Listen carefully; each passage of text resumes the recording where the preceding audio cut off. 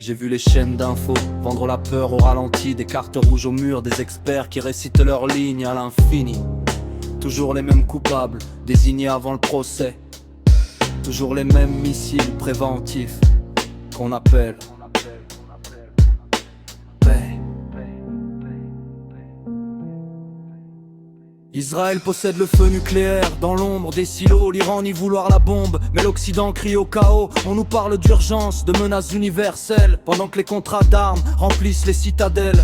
Ils montent Téhéran comme un désert sans lumière, mais cherchent les images réelles derrière leurs frontières. Des femmes, cheveux au vent, dans les rues de la capitale. Une jeunesse qui respire encore malgré la pression brutale. Oui, il y a des lois dures, oui, il y a des tensions, des combats, mais les médias découpent le monde comme ça les arrange, pas comme il va. Ils vendent des caricatures, des slogans, des émotions, pendant que les peuples enterrent leurs morts sous les explosions. Lydia sous perfusion, vérité sous cadenas. On choisit les victimes qu'on montre à l'écran plat. Je respecte les peuples, les croyants, les familles, mais les gouvernements jouent avec le feu des missiles. On nous parle de paix avec des chars dans les mains, de démocratie pendant qu'on bombarde les voisins. Le pétrole et les banques écrivent souvent l'histoire, et les enfants naissent au milieu des fumées noires. Je parle pas du peuple juif, faut être clair dans mes phrases. Aucune haine ici, juste une colère contre les stratèges et leurs bases. Des dirigeants qui parlent sécurité, expansion, domination, pendant que Gaza devient un symbole de désolation. Le Moyen-Orient brûle depuis des générations, et chaque guerre nourrit davantage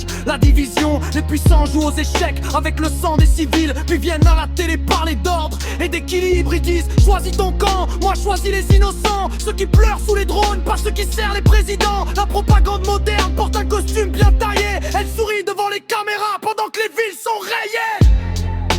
Qui finance les bombes, qui contrôle les récits. Pourquoi certaines larmes valent plus que d'autres vies?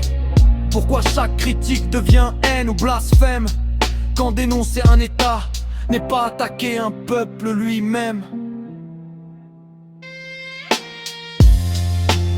Rap conscient, dans un monde anesthésié, où la vérité finit souvent censurée.